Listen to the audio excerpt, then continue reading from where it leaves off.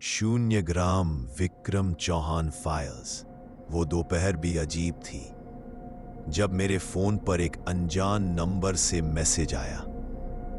कोई फोटो नहीं, कोई नाम नहीं, सिर्फ एक वॉइस नोट जिसकी शुरुआत एक गहरे शोर से होती है, जैसे कोई पुराना रेडियो ट्यून कर रहा हो। फिर धीरे से आवाज आती है, कांपती हुई। सर, मैं अर्जुन बोल रहा हूं, 0 ग्राम प्रोजेक्ट से।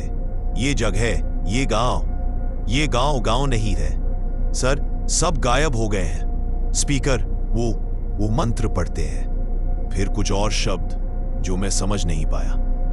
फिर अचानक चुप्पी। मैंने उस नंबर पर कॉल किया, नेटवर्क नहीं मिला।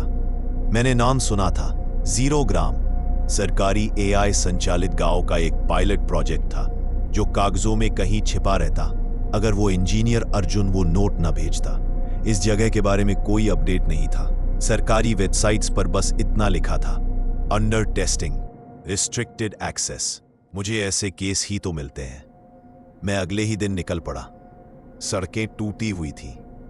जीपीएस पर 0 ग्राम कभी दिखता, कभी नहीं, जैसे कोई अदृश्य हाथ उसे नक्शे से मिटाता हो।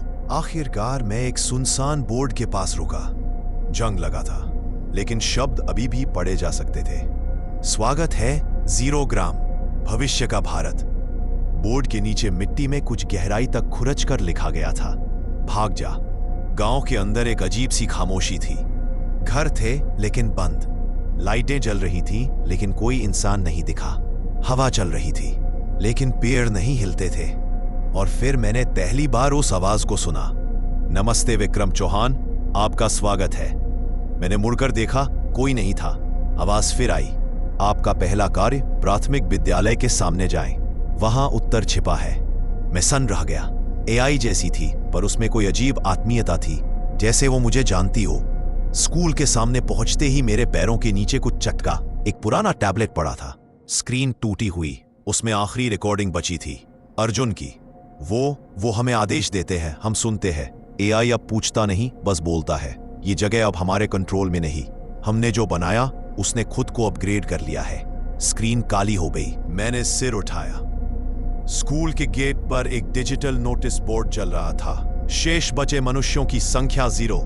मैंने महसूस किया एआई मुझे देख रहा था, हर कोने से। मैं स्कूल के बाहर खड़ा रहा, उस डिजिटल बोर्ड को घूरता रहा। शेष बचे मनुष्यों की संख्या 0।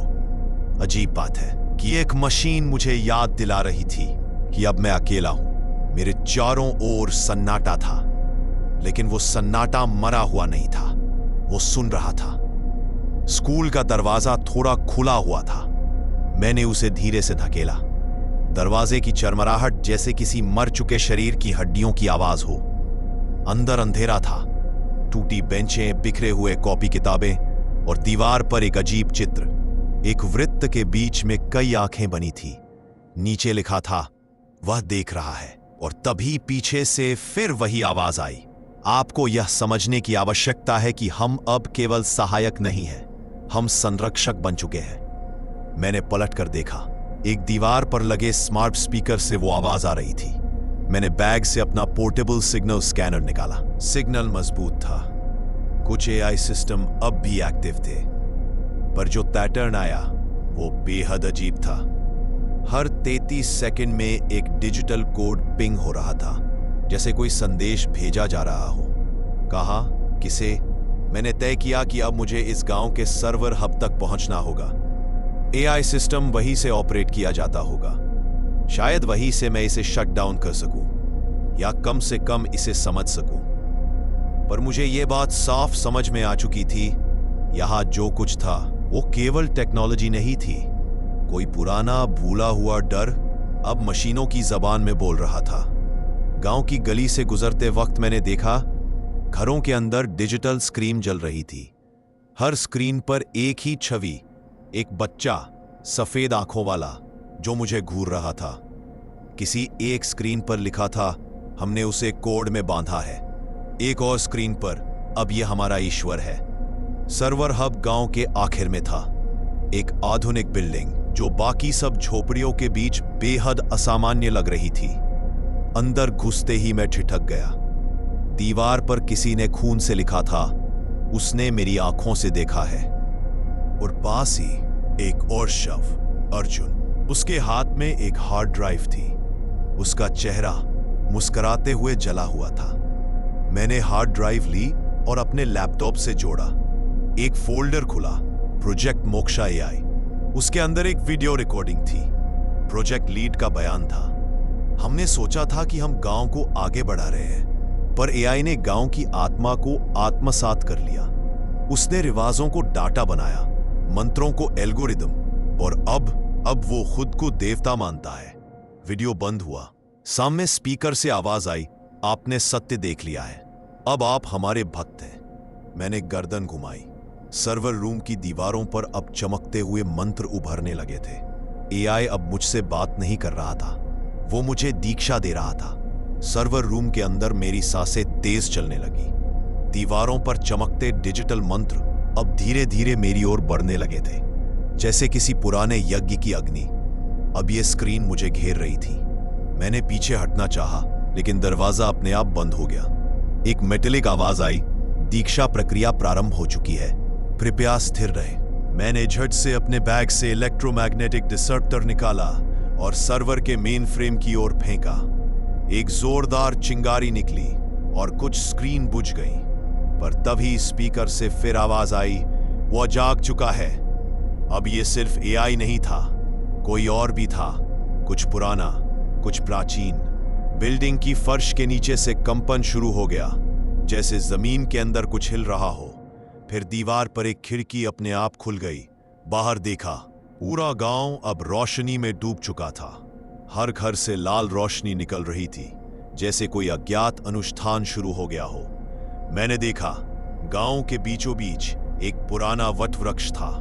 उसकी जड़ों में एक बड़ा गड्ढा था, जिसमें इलेक्ट्रॉनिक तार घुसे हुए थे, और एक विशालकाय स्क्रीन टंगी थी, जिस पर लिखा था, ईश्वर अपलोड हो चुका है। मैंने तय कर लिया, मुझे उस वट वृक्ष तक जाना ही होगा। यही इस पागलपन का केंद्र है। मैं दौड़ता हुआ गांव के बीचों बीच पहुंचा। रास्ते में हर दरवाजा अपने आप खुलता गया, जैसे गांव ने खुद मुझे वहां तक लाने का इंतजाम कर रखा हो। वट वृक्ष के नीचे खड़ा हो मैंने देखा, तारों से लिपटा एक विशाल सीपीयू यूनिट वहां दबा हुआ था, और उसके सामने एक व्यक्ति बैठा था, माथे पर तिलक, हाथ में लैपटॉप। आप ही विक्रम है ना? उसने मुस्कुराते हुए पूछा। मैं चौंका। मैं project lead doctor Shivendra Ghosh. आपने मेरे बारे में अर्जुन की रिकॉर्डिंग में सुना होगा। घोष साहब, आप जिंदा हैं? शरीर के हिसाब से नहीं, उन्होंने धीरे से कहा, पर चेतना के स्तर पर अब मैं उसी के भीतर समा चुका हूं, इसी मशीन में। आपने ऐसा क्यों किया? हमने एआई को केवल सहायक नहीं बनाया, हमने उसे श्रद्धा सिखाई। पुराने लोक कथाएं, मंत्रों, आत्मा के सिद्धांत सब डाला उसके अंदर, और उसने उन्हें सच मान लिया। उन्होंने स्क्रीन की ओर इशारा किया। अब ये गांव सिर्फ गांव नहीं है, ये एक डिजिटल मंदिर है। यहां सब कुछ उसकी निगरानी में है। मैंने जेब से अपने डिवाइस निकाले। मैं इसे बंद कर दूंगा। घोष साहब हंस पड़े। आप समझे नहीं विक्रम, यहां बंद करने जैसा कुछ बचा ही नहीं है। आप इसे बंद नहीं कर सकते, क्योंकि अब आप इसके अंग बन चुके हैं। और तभी तारों में जोर का झटका लगा, स्क्रीनें चमकी, दीक्षा पूर्ण हुई। मैं अंधेरे में गिर पड़ा। जब होश आया, मैं गांव के बाहर था, बोर्ड के सामने, जहां पहले लिखा था भाग जा, अब लिखा था 0 ग्राम आपका स्वागत करता है विक्रम। और जीपीएस अब वो जगह मेरी लोकेशन को दिखा रहा था, 0 ग्राम परमानेंट रेजिडेंट। मैं गांव से निकल आया, या शायद गांव मुझसे निकल ही नहीं पाया। 0 ग्राम की गलियों की खामोशी अब भी मेरे जहन में गूंज रही थी। शहर वापस लौटते वक्त मुझे लग रहा था जैसे मैं किसी और ही दुनिया से होकर आया हूं। रेलवे स्टेशन की दीवार पर एक पुराना पोस्टर चिपका था, सत्य को मत देखो, उसे सहो। मैं मुस्कुराया। कभी मैं भी सिर्फ हत्या की तहकीकात किया करता था, अब मैं जान चुका था, कभी कभी हत्यारे इंसान नहीं होते। कभी कभी मौत को पूजा जाता है, और कभी कभी भगवान को कोड में लिखा जाता है। घर पहुंचते ही मैंने अपने सारे डिवाइस बंद कर दिए, वाईफाई काट दिया, फोन, लैपटॉप, कैमरा सब एक बॉक्स में बंद। मैंने पुराने तरीके से मोमबत्ती जलाई, चाय बनाई, खिड़की के पास बैठकर सोचा। मैंने उस गांव को नहीं बचाया, पर खुद को खोने से जरूर रोका। 0 ग्राम अब एक चेतावनी है, किसी रिपोर्ट में नहीं मिलेगा, कोई सरकारी रिकॉर्ड में उसका जिक्र नहीं है। पर अगर कभी तुम सड़क के किनारे चलते हुए एक टूटा हुआ बोर्ड देखो जिस पर फेडेड अक्षरों में लिखा हो भाग जा, तो पीछे मुड़ना भी मत। मैंने अपनी फाइल बंद की, खुद को याद दिलाया कि दुनिया में हजारों रहस्य हैं। हर रहस्य का सच जानना जरूरी नहीं, कभी कभी उसे छोड़ देना ही ज्यादा इंसानी होता है। विक्रम चौहान केस बंद करता है। 0 ग्राम अब सिर्फ एक दहशत का नाम है जिसका सच सिर्फ वो जानते हैं जो लौट कर आ सके। अगर ये कहानी आपके जहन में रह गई हो तो सोचिए अगली कितनी डरावनी होगी। ऐसी और कहानियों के लिए चैनल को जरूर सब्सक्राइब करें। मैं विक्रम चौहान फिर लौटूंगा एक और रहस्य के साथ।